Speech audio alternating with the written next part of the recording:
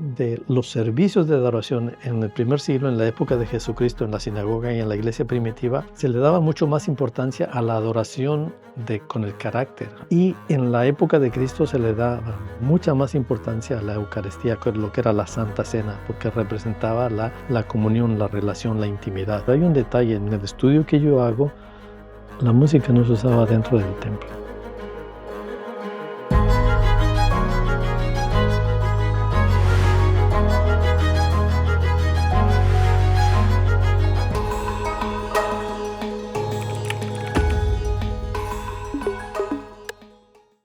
Bienvenida, gente linda. Bienvenidos a un programa más de convicciones, perspectivas y controversias. En esta ocasión tenemos un tema que es por demás interesante. El tema que estamos tratando en esta ocasión es algo controversial. En los diferentes grupos evangélicos denominacionales, a la alabanza en los cultos, así que entramos a un tema un poco crítico. Ya que no hay un formato, un estándar entre la adoración, la liturgia, en la alabanza, inclusive en las congregaciones del mismo concilio o la misma denominación, hay diferencias marcadas, ¿no? Am, y algunas veces se evalúa el servicio dependiendo más a cómo fue la alabanza, cómo fue la música en la alabanza.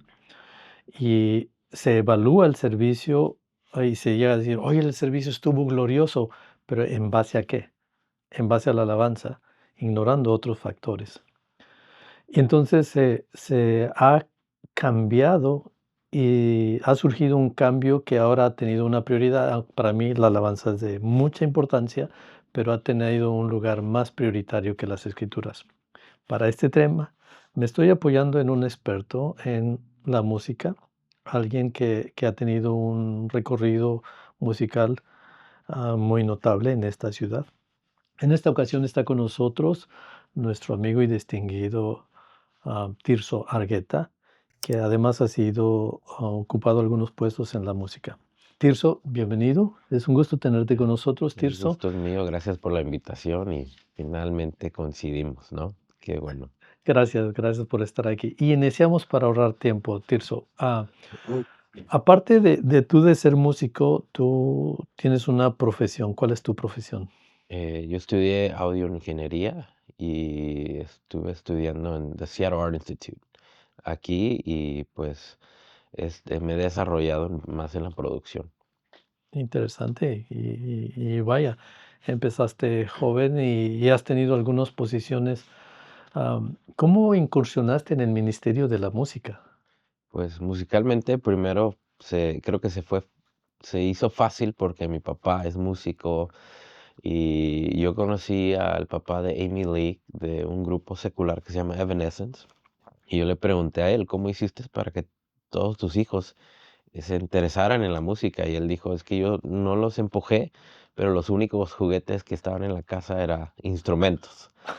Y yo cuando reflexiono en mi vida veo que igual mi papá en la casa tenía varios instrumentos y pues fue algo que se me hizo tan fácil como este es el único juguete que tengo para jugar, ¿no? Obviamente tenía otros, pero quería imitar el modelo que yo miraba en mi papá también. Mira que no todos tienen ese privilegio de tener juguetes caros Sí. como tú. Tirso, tú llegaste a ocupar varios años por varios periodos y varias ocasiones llegaste a ser el director de Instituto Canción de Marcos Witt.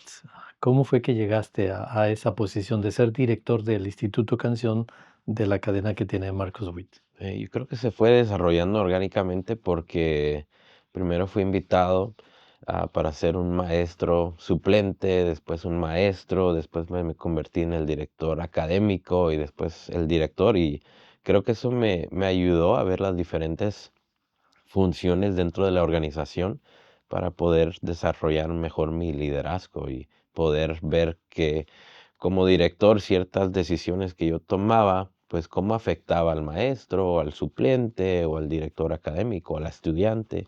Todo eso me ayudó bastante. ¿Cuál era durante tu periodo como de director de canción, cuál era tu satisfacción que te daba a ti el haber sido en varias ocasiones, en varios periodos el director? ¿Cuál era tu mayor satisfacción? Para mí ver a los estudiantes realmente siendo líderes de alabanza y adoración, no solo músicos. Y yo siempre he pensado que la música lo debemos hacer bien, específicamente si es para Dios, hacerlo con excelencia y no ser mediocres, ¿no? Y a mí, para mí siempre ha sido y todavía es ver a nuevos músicos, pero que sean adoradores. ¿Tú consideras muy, muy buena, muy acertada? Me gustó mucho esa parte, ¿no? De que los músicos, no solamente músicos, deben de ser adoradores, puesto que es una función importante. Ujú. ¿Tú consideras que Marcos Witt fue pionero en la transición de la alabanza en la liturgia cristiana? ¿Tú consideras una parte clave a Marcos Witt? Sí, yo creo que es uno de los pioneros de la industria. Y antes de él no vemos una industria cristiana. Y digo industria porque pues es un producto que se vendía por CDs, diferentes métodos, y eso ha expandido a que muchas personas puedan escuchar la misma alabanza, ¿no? Muchas personas puedan ser alcanzadas en diferentes medios que antes no existía. Y estoy de acuerdo contigo en esa parte. Sin embargo, sí quiero mencionar algunos detalles en esta cuestión, puesto que él surge en 1980. Vi la biografía y como tú lo has traído y como le he hecho entrevistas también y he hecho preguntas con él, platicado con él. En algunas de esas cuestiones ha aclarado algunas situaciones. Y Marcus Witt, como tú has de saber más, que surge en los años 80 y se vislumbra y se destapa y él cuenta sus historias. Pero antes, en los años 70, existieron un grupo que se llamaba La Generación de Jesús, que Ujú, tenía ese estilo, un tipo de música estilo pop, rock, más o menos se dedicaba más en Estados Unidos, México y en algunos países de Centroamérica, pero no tuvo el despunte, el auge que tuvo Marcos Witt. Estos ujú, grupos se llamaba La Generación de Jesús, luego se llamaba La Nueva Generación de Jesús, que ujú, yo empecé a escucharlo, sacaron algunos discos, después le perdí la pista, y hubo algunos grupos, regionales, pero que no tuvieron el alcance que tuvo Marcos Witt. Hablo como Los Voceros de Cristo, que entonces hubo ya había una transición de la música tradicional a la música más contemporánea, pero para mí ese punto de estos 2 que te menciono, la generación de Jesús, los voceros de Cristo, ya ellos estaban im implementando un estilo de alabanza diferente al tradicional de los himnos, ¿no? ujú, Porque la parte de los himnos, desde los años, 1400, 1500 hasta el año 2000, y todavía hay iglesias que utilizan los himnos, ¿no? Pero hay iglesias modernas que para nada los himnos, las generaciones de ahora no conocen los himnos. Y se ha olvidado una joya tan valiosa, ¿no? Pero volviendo al tema de Marcus Witt, am, él incursiona y implementa o establece o deja una nueva forma de adoración, una nueva forma de estilo de alabanza. ujú. Desde tu perspectiva, ¿consideras que ha sido positiva la transición de la alabanza del himno congregacional a la música contemporánea? Bueno, primero, para mí, creo que Marcos Swift fue un pionero porque no solo hablamos del estilo de música, sino también él estableció una visión y un liderazgo que no existía antes, de una forma de destruir su música que tal vez los otros grupos anteriormente no lo habían establecido, ¿no? Y eso faltaba en esa temporada. Y ahora vemos ese cambio. Para mí es bueno siempre y cuando solo se cambie el método, pero no el contenido.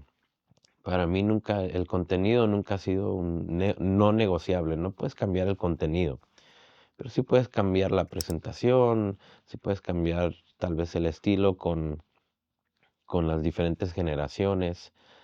Y creo que en ciertos aspectos ha sido bueno, en ciertos otros hay ciertas canciones que digo que están diciendo, ¿no? Am, pero si lo resumimos, sobre todo ha sido algo positivo.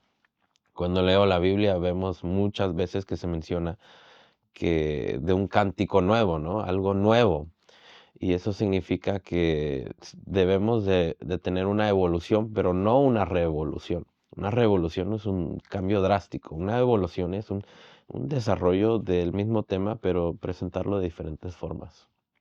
¿Tú todavía, cantas algunos himnos o los modificas todavía? Sí, sí, a mí me encantan los himnos. De hecho, los himnos y los coritos, estoy viendo que ahora están como siendo popular otra vez. Muchos cantantes cristianos lo están incorporando en sus producciones. Vemos a Mil San Marcos, a Israel Houghton, que están regresando a uno de esos coritos o incluso himnos, y creo que son parte de nuestras raíces, ¿no? ¿Qué consideras o qué piensas tú acerca de los servicios?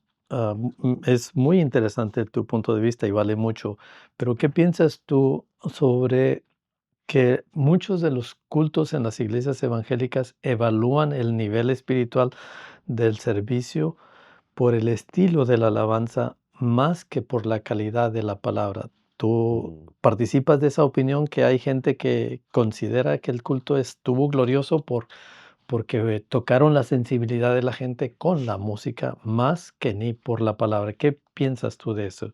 Me recuerda a un predicador que escuché, de hecho, aquí en su iglesia, como rentábamos, él estaba predicando y él mencionaba que estaba haciendo una fiesta para su hijo.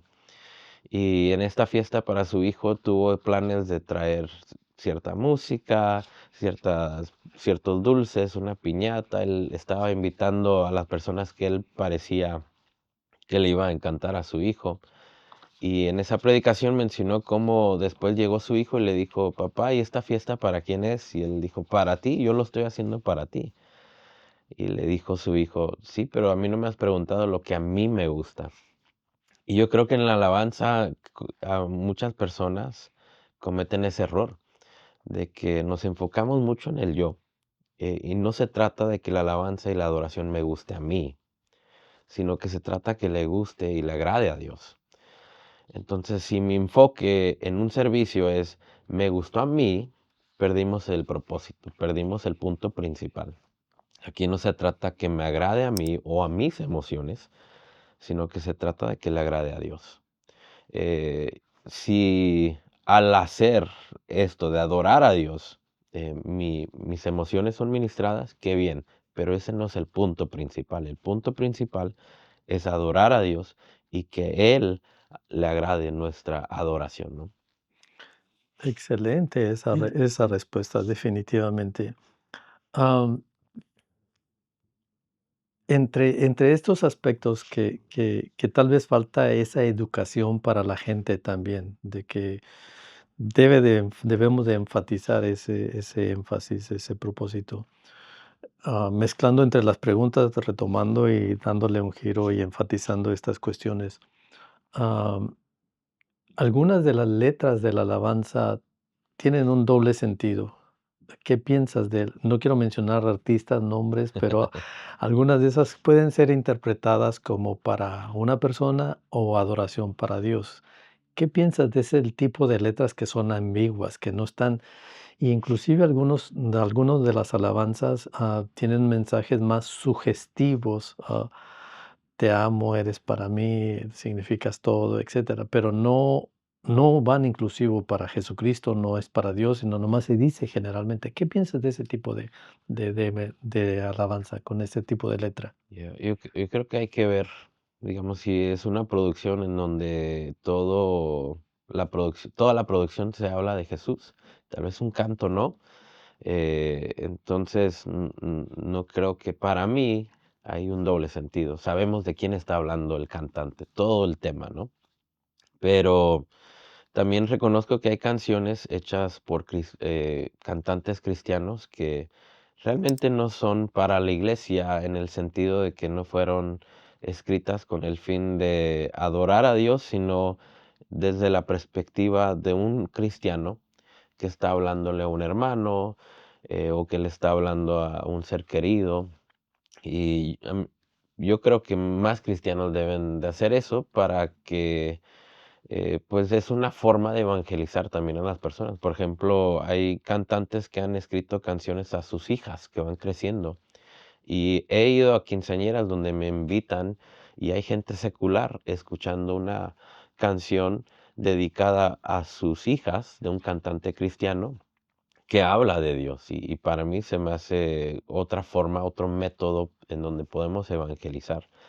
Pero si el fin siempre ha sido del cantante o el que está componiendo, escribir una canción que se usa en la iglesia y fuera de la iglesia, creo que ahí ya estamos mezclando cosas. Yo creo que cuando el cantante define para qué es, excelente. ¿Qué piensas de los artistas que agarran una música utilizada en el ambiente secular y luego nada más le ponen letra cristiana? ¿Cuál es tu opinión al respecto? A mí en lo particular no me gusta.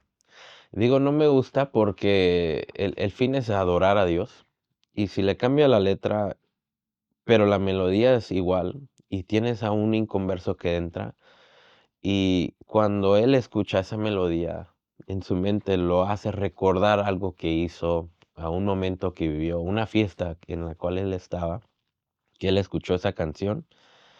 Y yo creo que en vez de animar a esa persona a adorar a Dios, nos hemos convertido en una distracción y esa persona tal vez se le va a hacer difícil. Por eso a mí en lo particular no me gusta mezclar eso. Sí, sí tiene mucho sentido lo que dices. Yo creo que también debieran de, am, publicar más esa parte allá afuera. Pero, retomando ese punto de la música y para quién es, la Biblia tiene varios libros que ni siquiera se mencionan para Dios, ¿no? Ujú, ujú. Está Cantares, está el libro de Esther, que ni siquiera se menciona a Dios y forman parte del canon de la Biblia. Ya, Ahora, y te hice la pregunta porque también se la hice a Marcos Witt y ya, platicando con él, no sé si recuerdas cuando ya. estuvimos con él, que le De dije, cuán bueno, bello es el ¿qué Señor. onda con esa canción, Marcos? Le Ya, digo, ¿qué onda con la canción de cuán bueno es cuán bello es el Señor? Le dije, ujú. la gente te acusa que eres un satánico, la gente te acusa de que eres un ecumenista. Le dije, ¿la escribiste para el Señor o no la escribiste para el Señor? Tú no sé si te acuerdas que Sí, sí, sí, esa sí. pregunta le hicimos a Marcos.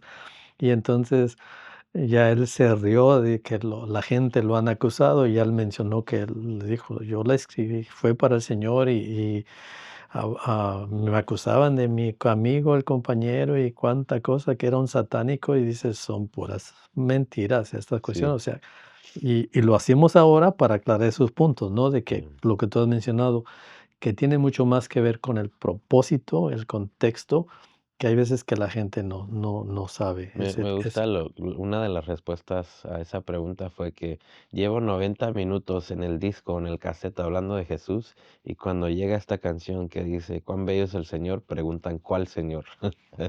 Pues ya dije, me gustó su forma de responder eso. Ya, casi me cayó la boca, ¿no? Pero, en esa ocasión, pero fue muy interesante esa pregunta, esa respuesta. Ah, Tirso, haciendo un estudio sobre las escrituras y a lo mejor, haciendo un estudio sobre la alabanza a través de la escritura y a través de la historia, hay varios incidentes que te quiero mencionar. Si nosotros vemos, la música no fue creada por la descendencia de Seth, la descendencia que invocaba a Dios, sino fue por la descendencia de Caín, que dice ahí que inventaron los instrumentos musicales. Pero el primer registro que tenemos de la alabanza en la escritura no fue en un templo. Cuando ellos salen de Egipto, salen de Egipto, cruzan el Mar Rojo, fue la primera mención que hay una alabanza para Ujú, Dios y panderos. Ahí sale María, cantan a Dios. Es una expresión espontánea de agradecimiento, es una expresión de alabanza a Dios con pandero y danza, y se entona un canto. Ese es el primer registro que hay en la Escritura. ujú, Después, en ese periodo del Antiguo Testamento se observa que la música de adoración a Dios se utilizaba en las fiestas solemnes, en la fiesta de la Pascua, en la fiesta de la expansión, en la fiesta de las 70 semanas, y la adoración está fuera del templo. Se construye el tabernáculo y nunca la adoración fue adentro del templo. Llegamos al periodo del tabernáculo, del tabernáculo al templo, y hay un auge con lo que tú sabes. Eso no te lo tengo que decir, ¿no? Los ujú. sacerdotes levitas que son designados de parte de Dios para músicos.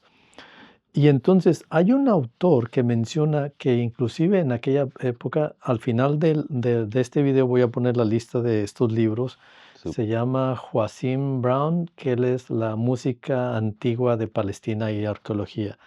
Y él menciona que la música que existía antes en esos periodos era de flautas, el sofar y los tambores, que era lo más básico. Ujú, Cuando llega David, hay un auge de instrumentos, hay un auge de instrumentos y inclusive David es criticado porque él practica la danza y va tocando los instrumentos. Pero hay un detalle, en el estudio que yo hago, la música no se usaba dentro del templo. ujú, El templo se dividía el atrio y el lugar santo y el lugar santísimo que todos sabemos. Pero los músicos lo hacían en las fiestas, una expresión de gratitud, una expresión de alabanza, una expresión de adoración, pero lo más interesante era que no se usaba dentro del templo. Eso es y si seguimos con la historia, ujú, vamos a ver que en el tiempo después ya viene el periodo de cuando están ellos cautivos en Babilonia, y ellos, por eso hay salmos que dicen que cantaban en las orillas del río cuando estaban en el templo, pero tocaban el arpa, tocaban la flauta, tocaban la cítara o los instrumentos que había en aquel entonces. Pero se sigue viendo que la alabanza con instrumentos no se usaba dentro del templo en ujú, el periodo donde ellos están en la cautividad. Cuando regresan hasta el primer siglo, ya estamos en el tiempo de Jesucristo. Y se reactiva otra vez la alabanza y David exhortó a tantos instrumentos y me quedé asombrado que tenía, si solamente de trompetistas, más de 100 trompetistas, ¿no? Y que se alternaban, etcétera, etcétera. Pero la música no se usaba en el templo. Ese es un punto. No, no ujú, estoy diciendo que no, sino más estoy diciendo que nosotros hemos tenido una visión diferente. Y la alabanza en la sinagoga, ¿tú crees que hemos cambiado mucho de la alabanza del primer siglo a la época actual? Y has visto, ¿tú para ti es un progreso o cuál es tu opinión en ese Pues aspecto? creo que sí, a ciertos aspectos ha sido un progreso, otros creo que se ha un comercial básicamente, o sea, ha hecho como una especie de repetición de cosas no tan profundas, ¿no? Ya creo que hay algunas personas que comparten esta idea de que ya muchos cantos son muy similar y ya no hay mucha creatividad, ya parece muy similar al año anterior y el año anterior parece mucho la creatividad al anterior. Así que ciertos aspectos sí ha visto un progreso. Creo que la alabanza de oración es un tema céntrico desde Génesis a Apocalipsis. Y digo eso porque a veces confundimos que la música es alabar y adorar a Dios. So, dentro del templo siempre ha visto alabanza y adoración. Tal vez la música, como usted menciona, es un punto aparte. Creo que en la iglesia en general hemos sobrevalorado el talento, tanto por la música o por el predicador, de que si eres muy creativo, muy bueno para presentar o para tocar, ciertas cosas se le tapan al músico o al predicador porque son buenos en lo que hacen, ¿no? Pero ya no se considera tanto que si hay frutos, ¿no? Que si realmente es un buen cristiano, que creo que antes sí era algo muy importante. Miraban tu carácter, miraban tu fruto, miraban si no engañabas a tu prójimo, todas cosas que creo que son importantes el día de hoy. Y en esos aspectos creo que ya no hay tanto de eso como lo había antes. Por eso digo, en ciertos aspectos hemos progresado y en otros siento que se ha bajado un poco el estándar. No, definitivamente en la actualidad sí me quedo sin un guitarrista y me quedo sin ningún pianista, nos quedamos sin uno y, oh, yo sé tocar el piano, súbete porque lo necesitamos. Ya no velamos ni cuidamos lo que se hacía en los tiempos anteriores. Yeah. Hay un libro que escribió Culto en la Iglesia El culto en la Iglesia Antigua. Este es de Justo González y su esposa. Ese es un libro buenísimo, lo voy a poner al final. Y menciona eso que tú estás mencionando, porque la adoración consistía mm, no tanto en música, había música. La forma en que se cantaba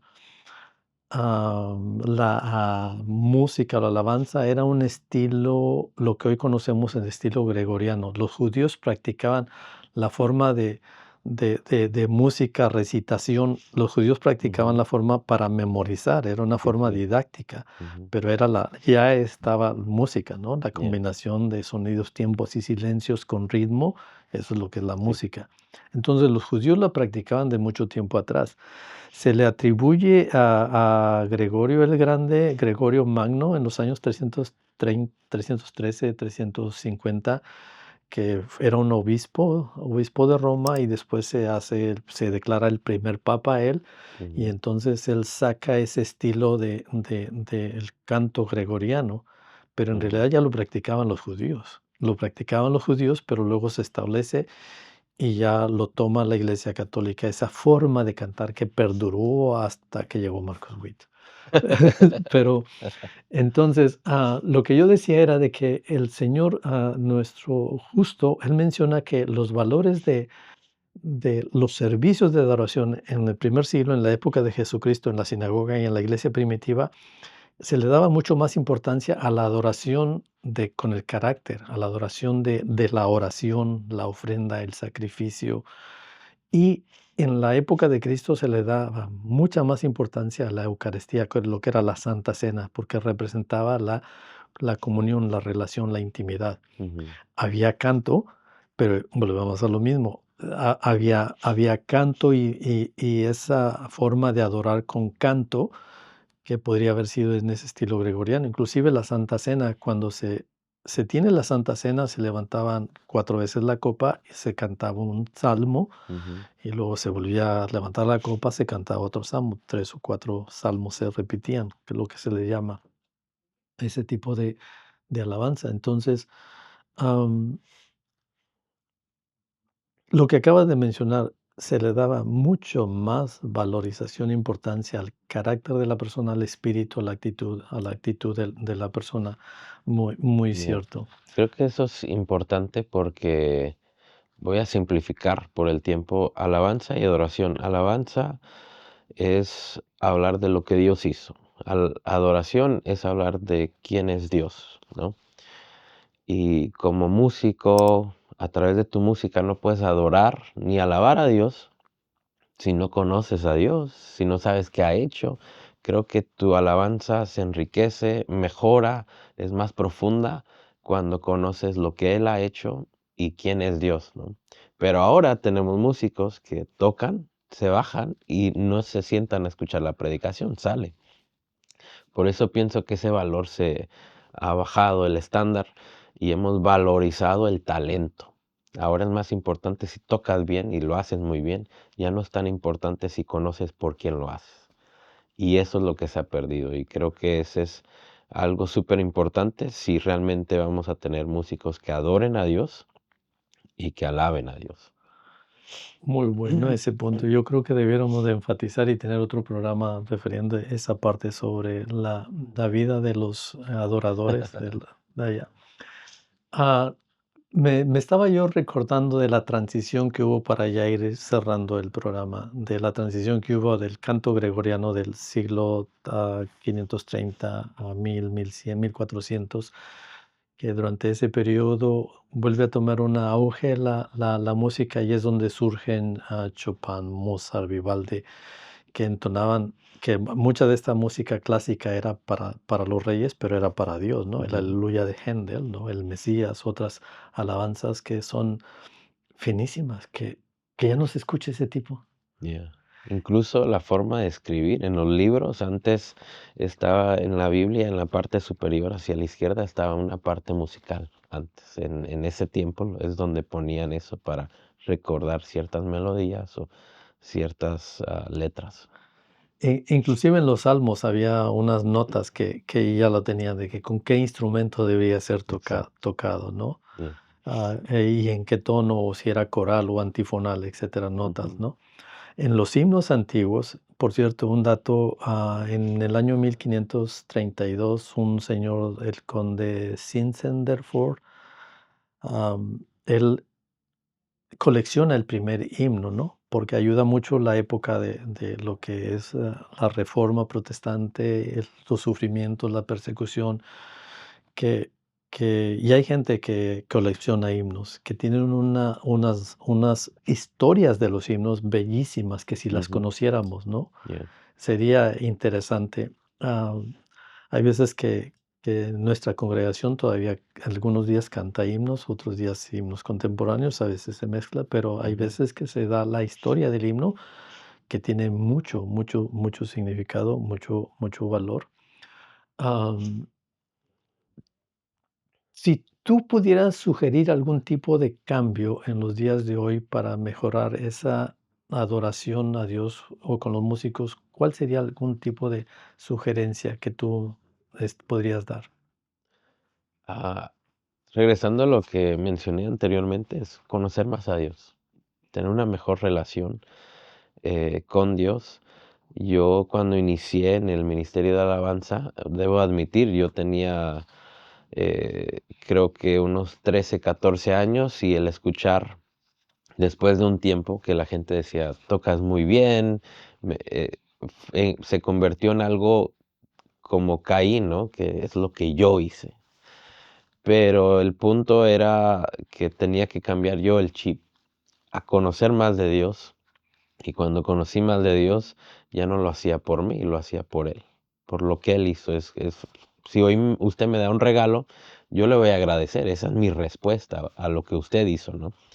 Y yo lo veo de esa misma forma, entre cuanto yo miro más, como dice ese canto, cuando pienso en lo grande que es Dios, entonces mi única respuesta es utilizar mis talentos, mi vida como una adoración o un sacrificio vivo hacia Él. Y yo creo que entre más el músico conoce de Dios, su respuesta va a cambiar y va a ser la correcta. Ojalá y todos los músicos pensaran como tú, Tirso. Ojalá y todos los músicos pensaran como tú. Y algunos servicios, algunos servicios tiran más a un espectáculo, más que a una relación de llevar al pueblo a una comunión con Dios. Ujú, En la antigüedad, como menciona el maestro Justo González, él dice que la adoración a Dios era una comunión, una entrega, más que una emoción ahora producida por la alabanza, por la música. Ah, algunos servicios tiran más a una forma de show, de espectáculo, ¿no? ujú, Inclusive, ah, voy a mencionar algo que a lo mejor incomoda a alguna gente, porque se utiliza mucho el ministerio de danza. Para mí es muy bonito el ministerio de danza y los bailes folclóricos de cada región, pues, es muy bonito. Sin embargo, para mí, el hecho de que hay una mezcla de una forma de más de show, y hay una mezcla más de que si hay el ministerio de danza y ya salen y se ponen, pero hasta usan los vestuarios de Babilonia, los vestuarios de Egipto, de la diosa Osiris y mm. cuánto, y es para Dios. ¿Cuál es tu opinión al respecto? Eh, Creo igual, regresando a lo mismo, se trata del propósito detrás de lo que se está haciendo. Cuando estaba como director de Instituto de Canción, un pastor vino y me dijo, a mí no me gusta poner la pantalla porque yo no estoy haciendo un show. Y yo solo le hice la pregunta, y si alguien viene que es sordo, ¿cómo va a escuchar el evangelio?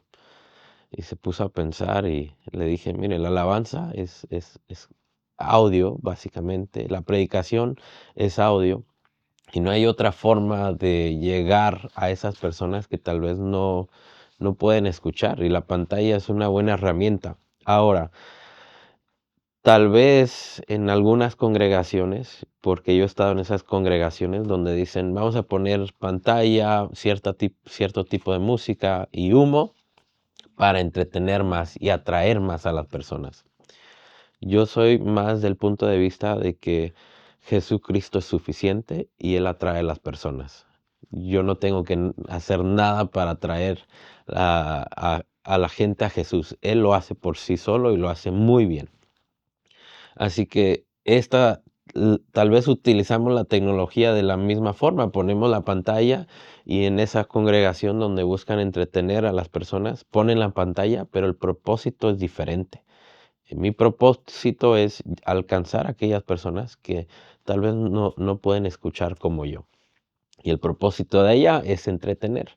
Tal vez estamos utilizando la misma pantalla, pero el propósito es diferente. Y yo creo que cuando se menciona la danza o la música, tenemos que cuidar mucho el propósito, por qué se está haciendo y para qué. Muy acertada la respuesta y definitivamente, y yo aclaro, no somos quien para juzgar o criticar, si se cuidara más el propósito, a quién Ya, se está haciendo, para qué se está haciendo, por qué se está haciendo, yo no tengo ningún problema, sí, porque como mencioné, David saltaba y danzaba, pero siempre lo hacía fuera del templo y ahora no estoy diciendo que está malo, sino que el que quiera hincarse, el que quiera llorar, el que quiera dar una ofrenda, el que quiera hacer algo para Dios, que lo haga, si es con todo el corazón para Dios, Dios es el que va a determinar si lo recibe o no. ¿Quién es uno para juzgar? Hay sí, iglesias que te cuidan de que te vistes, que te pones, cómo lo haces, etcétera, ¿no? Pero como tú has dicho, la persona y el propósito para quién es, ha sido lo más importante. Ha sido interesantísima este diálogo, Tirso. Nos ha quedado un sabor de querer indagar un poco más. Voy a sí. terminar con Pues dos gracias por la versículos. invitación. mm, Gracias a ti, Tirso, porque como bien dice la Escritura, los que adoran en espíritu y en verdad es necesario que adoren y que puedan seguir adorando. Dejaré al final de este video, en la parte baja, los libros que recomiendo, que uno es lo de música antigua de Israel por Joachim Brown y también Introducción al cristianismo primitivo, los primeros siglos del cristianismo de Figueras Pau y González Justo, el culto en la iglesia antigua. Gracias por haber estado con nosotros. Ha sido un gusto haberte tenido, Tirso. Esperamos volver a contar contigo en otra Sí, ocasión. claro que sí. Gracias. Bendiciones, gente linda.